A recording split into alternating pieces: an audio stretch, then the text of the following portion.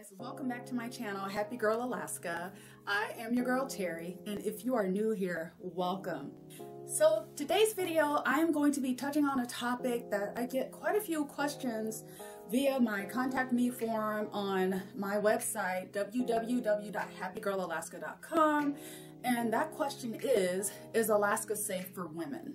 I was coming at it from a perspective of, I have lived in Alaska for over 30 years, and I have to say there's never really been a point in time where I felt threatened or where I felt unsafe in Alaska, in particular in Anchorage.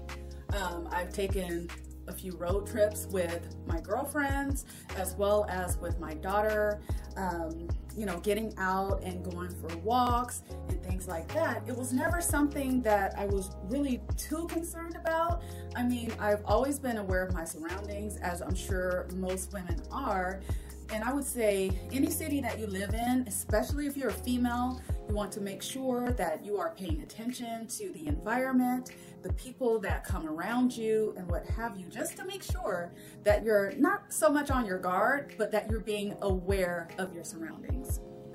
Okay, so I didn't want to just go based off of my experience living in Anchorage. So what I decided to do is some digging to see, what does the data say? What are some of the articles that have been published about women living in Alaska, whether they're single, married, or what have you? What is the overall consensus as far as the safety of women in Alaska? And I have to tell you, I was very surprised.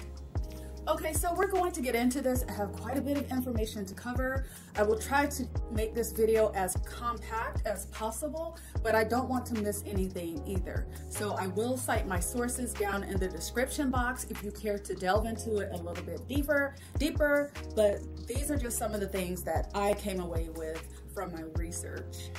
Okay, so the first thing is I'm going to share with you an article that was taken out of USA Today entitled "Missing or Murdered in America's Deadliest State.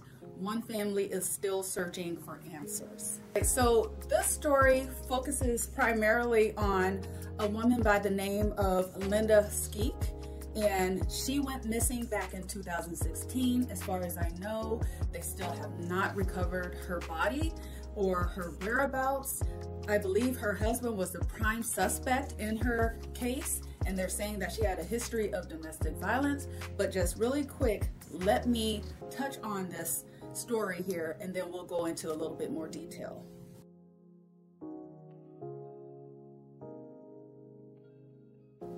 Okay, so just so you know ahead of time, for folks that are tuning in, if you're really sensitive when it comes to stories about domestic violence, you may not want to continue watching this video. So I just want to put a disclaimer out there, because even in the editorial's note, they say this story includes descriptions from women alleging domestic abuse and sexual assault. So there are other women, either women or friends, family, giving an account of domestic abuse that their friend or loved one suffered at the hands of someone here in Alaska. Alaska is a sprawling state with a population about the size of Seattle, but a staggering 59% of adult women in Alaska have experienced intimate partner violence, sexual violence, or both. Okay, so we're going to get into Linda's story next. She wore her hair down to cover bruises on her neck and collarbone. She'd go days without speaking to her family, explaining later that her husband didn't want her communicating with them. In turn, her family grew suspicious, then fearful. Was Linda safe? They wondered. Alaska often ranks as the deadliest state for women. A staggering 59% of adult women in Alaska have experienced intimate partner violence, sexual violence, or both. Each time Linda decided to leave, her family says, Thomas, and Thomas was her husband, wooed her back with promises to be better and provide the stability that she and their children needed. Now, I want to show you this chart here, and what it shows is the states with the 10 highest rates of females murdered by males in single victim / single offender incidents in 2016. And I was very shocked to see that Alaska was ranked #1 on that list. with a homicide rate per 100,000 females of 3.40. Just below that was Louisiana with 2.42, Nevada with 1.98, Arkansas with 1.97, and Tennessee with 1.91. If you're interested again in seeing the other 5 states that were included in this analysis, I will have a link down in the description box. But let's go ahead and continue with Linda's story. Linda Skeek, then 32 and a mother of 3, disappeared in Anchorage, Alaska's largest city. Within 2 weeks of her disappearance, prosecutors charged Thomas, now 37, with her murder, alleging that after he killed his wife in their apartment, disposed of the body, and bought cleaning supplies to cover his tracks. On March 28, a jury acquitted Thomas Skeek. Defense attorney Emily Cooper told jurors that the state couldn't prove that Linda Skeek was dead, let alone that Thomas Skeek killed her, because there was no body. Like many, Linda Skeek loved Alaska for its rugged beauty and tough terrain. For decades, travelers, transplants, and natives have taken pride in surviving and thriving in this remote state, unlike any other in America. But the isolation has consequences too. The reality is that many women in Alaska have to survive something far more dangerous than anything they might encounter in the wild, the men they interact with every day. Across the state, and not just in rural areas, women are raped, beaten, and murdered by their spouses and relatives at higher rates than anywhere else in the United States. Reported rape in Alaska is 2.5 times the national average, and it consistently ranks in the top 2 states of women killed by men. The violence is happening alongside rampant drug and alcohol abuse, particularly in remote areas of Alaska, where native villages often lack law enforcement. For victims in those regions, it's not just about personally knowing your attacker. Odds are everyone else in the village knows him too, and some of them are likely related to him. If you meet an Alaska Native adult female from the bush, it's almost a guarantee she's been molested or raped or abused somewhere along the way, says career prosecutor June Stein, who lives in Anchorage and spent 5 years working in the bush, Alaskans' term for regions not connected to the road network. But as Linda Skeek's family learned firsthand, big cities aren't always safe either. Okay, here's another story. So in Wasilla, 45 miles north of Anchorage, Amy Smith, a 37-year-old mother of 3, was found dead New Year's Day 2018. Her husband, Anthony Smith, was arrested and charged with her murder. Alaska State Troopers alleged that Anthony Smith choked Amy Smith to death. Anthony Smith told the 911 dispatcher that his wife fell down the stairs and that he found her unresponsive. Anthony Smith, who's been convicted of past violent crimes, including felony assault and violating a restraining order, pleaded not guilty to killing Amy Smith. Violence doesn't discriminate when it comes to race or socioeconomic class either. In February 2017, 37-year-old Brandy Sullivan, an Alaska Airlines customer service agent who lived in an upscale Anchorage suburb, was allegedly shot and killed by her estranged husband. Their 11 and 13-year-old daughters were in the house when she was killed and called 911. According to police, Adam Sullivan, then 40, confessed to his brother that he had killed Brandy Sullivan. As devastating as stories of domestic violence and sexual assault are in urban areas, it's considerably worse in rural Alaska. Okay, so, the question in my mind is, what is law enforcement? What role do they play in apprehending these individuals when they are being called out, when there are domestic disturbances or abuse? I would venture to say that if someone murders someone else, it's not something that just happens overnight. I would imagine there's probably a history of abuse that happens. In particular, though, I want to speak to how law enforcement is trying to get a handle on these types of situations, because as I just read, it's very rampant in the remote villages.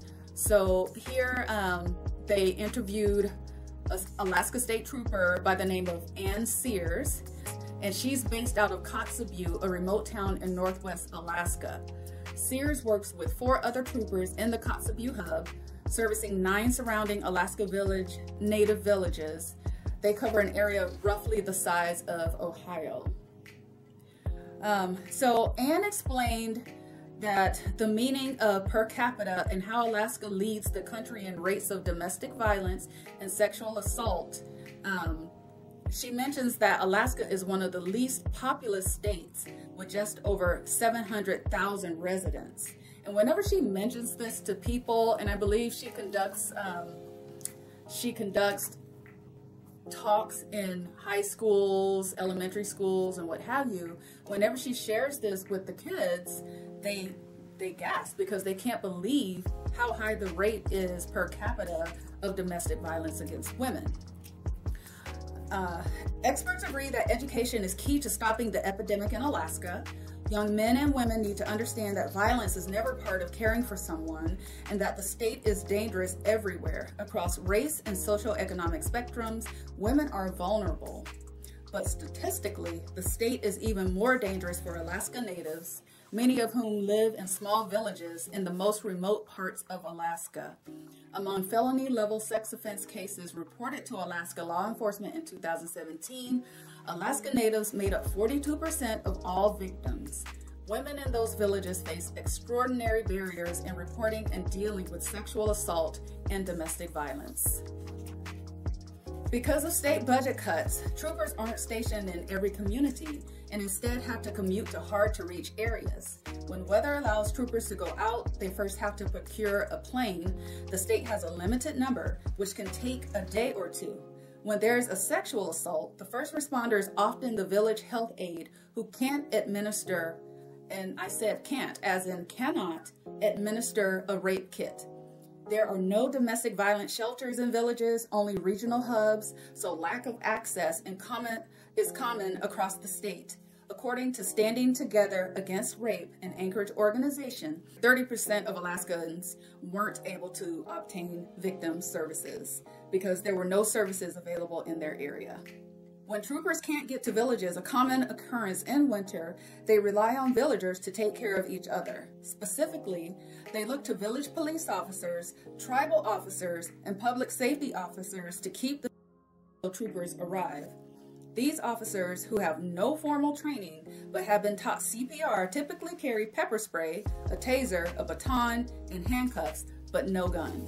Alaskan communities have a public option where they can vote on how wet or dry they want to be.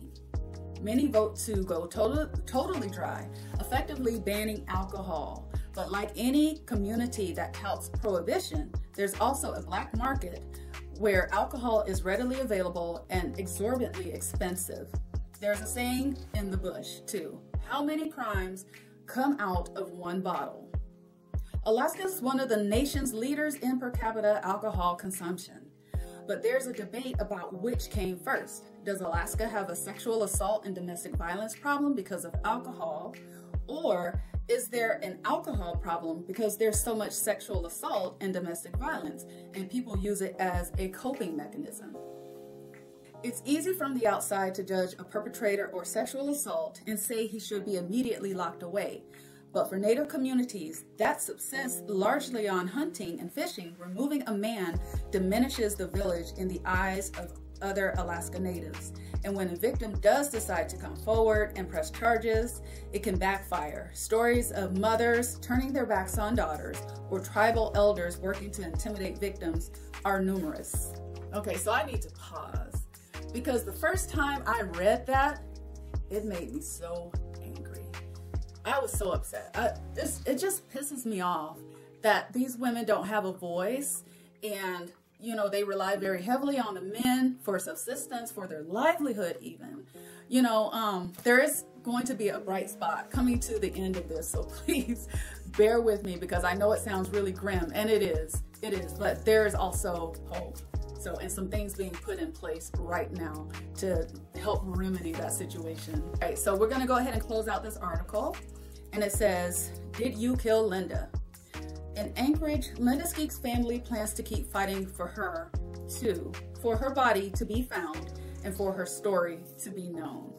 Okay, so that is the end of that article, and I am actually going to have a conversation with someone who can speak with that a little bit more. Okay, so here's what's being done to help remedy that situation. And this article comes out of the Anchorage Daily News, which is our local news outlet, or at least one of them. And the title of this article is "Taking Steps to Keep Alaskans Women Safe." And the date of this article is December 10th, 2019. And the author is actually Mike Dunleavy, who is the governor of Alaska. Okay, so I'm just going to show you a little snippet out of this article. And it says here, likewise, funding for law enforcement and victim services received a significant boost this year, allowing us to hire more Alaska State Troopers than any other year in the previous decade. Additionally, our 26 emergency shelter and victim assistance programs received more funding than ever before. I am also proud to report that the Department of Public Safety has cleared the Alaska State Troopers backlog of sexual assault kits that once stood at 650 untested kits. Testing of additional kits submitted by local agencies is funded and well underway, with all previously untested sexual assault kits projected to be processed by the end of 2020. Additionally, DPS has enlisted the University of Alaska Anchorage Justice Center to interview sexual assault victims and conduct research that will enable us to improve our investigative and prosecutorial techniques. In May, Senator Dan Sullivan invited Attorney General William Barr to tour our state to personally witness the challenges we face. I had the opportunity to meet with Barr in Anchorage and was encouraged by his desire to partner with us in addressing Alaska's public safety issues. Shortly after Barr's visit, the Trump administration delivered a long overdue federal emergency declaration. With this declaration came $6 million in emergency funding to address public safety infrastructure needs in rural Alaska. The Attorney General also announced or extended several tribal grant programs addressing forensic training, rape crisis programs, and drug enforcement. So again, if you're interested in reading the entire excerpt, then what I will do is include a link to this item as well down in the description box so that you can read a little bit more for yourselves. Okay, so that is pretty much all I have for this video. I mean, if you look at the data and what they're saying about the state of Alaska, if you're using that to answer the question, is Alaska safe for women? I would say the answer is it's not the safest state for women, that's for sure, based on the data. But I have to say, based on my experience of living here 30 plus years, I don't walk around in fear. I do not. But reading that information has caused me to try and look for resources that show me different ways that I can protect myself.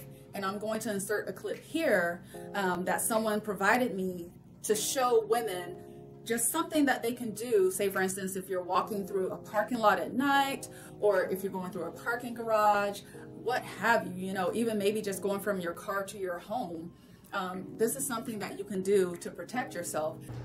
I am going to demonstrate how to use your car keys as a weapon as you're walking to the car, or from the car to a restaurant or bar in a remote area where you may or may not be attacked.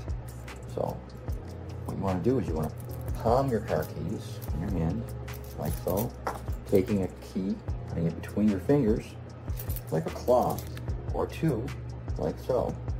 Alright, this is a weapon that you can use against an assailant in the face, eyes, throat, even in the body area, which will cause a temporary pain or stun.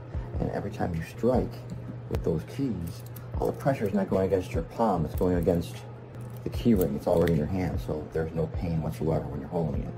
This could allow you to escape a would-be assailant if you need to. Hope this helps out. I will also include resources down in the description box that women, if they want to reach out for further information on, you know, how are victims being taken care of when they report sexual assault or abuse, different things like that. There are several resources that are available here in Alaska. And what I would just say too is I'm gonna start keeping my ears and my eyes open a lot more. I'm one of those people that kind of tends to shy away from the news because I don't want to hear any bad news, but I think that I want to be informed so that I can be aware going forward.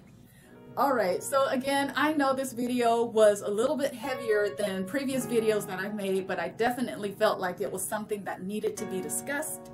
If you have any questions or comments, please list them down in the comment section. Or if you would feel a lot more comfortable and you want to kind of answer, or if you want to submit questions or comments outside of YouTube, certainly feel free to go to my website, www.happygirlalaska.com.